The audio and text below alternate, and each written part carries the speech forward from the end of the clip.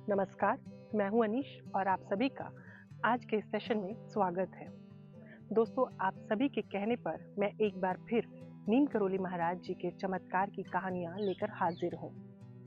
अगर आपको ये कहानियां पसंद आई हो तो कमेंट बॉक्स में जय श्री राम लिखना बिल्कुल ना भूलें। जब आप कैंची धाम जाते हैं तो वहाँ एक पॉजिटिव एनर्जी महसूस होती है। वहाँ बैठकर सुंदर कांड या हनुमान चालीसा करने पर जो एनर्जी महसूस होती है वो एक अद्भुत एनर्जी होती है। महाराज जी के शांत और सहज स्वरूप को देखते रहने का मन करता है। कहते हैं कि नीम करोली महाराज जी ने किसी एक या दो के लिए काम नहीं किया, उनका तो पूरा जीवन ही जन सेवा के लिए था। ऐसी ही कहानियां लेकर आज मैं आपके साथ हाजिर हूँ। एक ऐसी ही कहानी है जब नीम करोली महाराज जी कैंची धाम में विराजमान थे। उन्होंने एक दिन अपने भक्तों से कहा कि आज रात को मन भर पूरी और सब्जी बनाओ। अगले दिन ना तो कोई भंडारा था और ना ही कोई उत्सव था। महाराज जी की ये बात सुनकर वहां आश्रम के लोगों ने कहा कि मन भर पूरी और सब्जी बनाने का क्या तात्पर्य है, क्योंकि ना तो कल कोई भंडारा है और ना ही बहुत भक्त आने वाले हैं। लेकिन महाराज जी की बात को टालना नामुमकिन था। इसीलिए भक्तों ने रात भर लगकर एक मन पूरी और सब्जी बनाई और फिर सुबह वो पूरी और सब्जी प्रसाद के लिए रखी गई। सुबह कैंची धाम में भक्त दर्शन करने आए और उन्हें पूरी और सब्जी का प्रसाद वितरण किया गया। जितने लोग सुबह से लेकर शाम तक आए थे उन्हें वो प्रसाद दिया गया। प्रसाद देने के बावजूद भी काफी प्रसाद बच गया था। आश्रम में रहने वाले भक्तों को लग रहा था कि अब इस प्रसाद का क्या किया जाए। शाम हुई तो कैंची धाम के सामने से एक बस गुजरी। बस के दोनों टायर पंचर हो गए, जिसकी वजह से वो आगे खड्डे में गिरने से बच गई। उसी के पीछे दूसरी बस थी। आगे जाम लगने के कारण वो बस भी वहीं रुक गई और बस में बैठे यात्री परेशान होने लगे। ठंड का समय था, ऐसे में वहां क्या किया जाए। उस समय कैंची धाम में बहुत ज्यादा दुकानें भी नहीं होती थी। सामने आश्रम था। महाराज जी ने कहा, जाओ बस खराब हो गई है, यात्रियों को अंदर बुला लाओ। आश्रम के लोगों ने बस के यात्रियों को अंदर बुलाया और प्रसाद का वितरण किया। आपको यकीन नहीं होगा, जितना प्रसाद बचा था उतना ही प्रसाद दोनों बस के यात्रियों को पूरा पड़ गया। प्रसाद बिल्कुल भी नहीं बचा। महाराज जी ने सभी के लिए गर्मा गर्म चाय बनवाई और सभी को पिलवाई। महिलाओं और बच्चों को आश्रम में कंबल देकर सोने की जगह दी और पुरुषों को कंबल देकर बस में जाने को कहा ताकि वो सामान की रक्षा कर सके।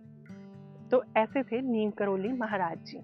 उन्हें पता था कि आज बस खराब होगी और यात्री परेशान होंगे।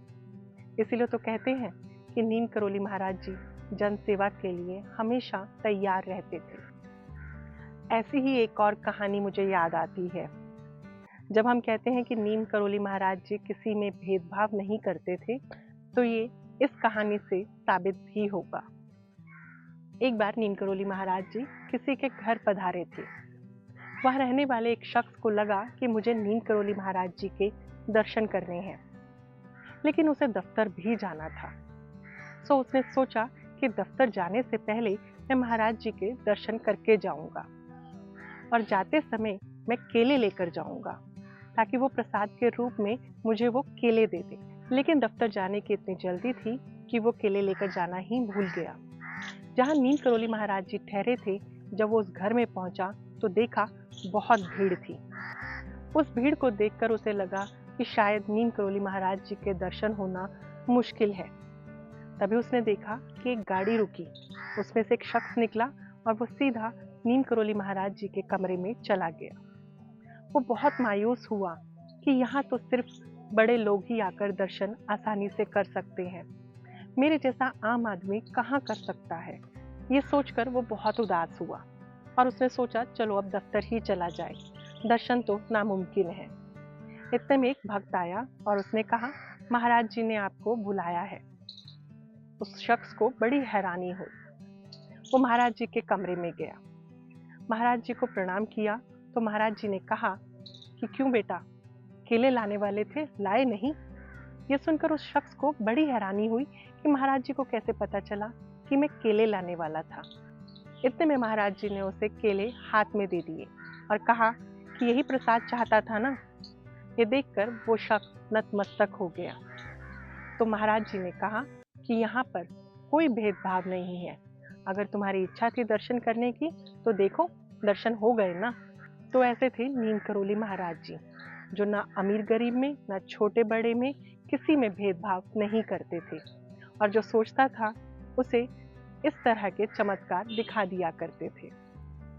उम्मीद है आपको ये कहानियाँ पसंद आई होंगी। अगर आप इन्हें अपनों के बीच साझा करना चाहते हैं तो प्लीज़ इस वीडियो को शेयर ज़रूर करें।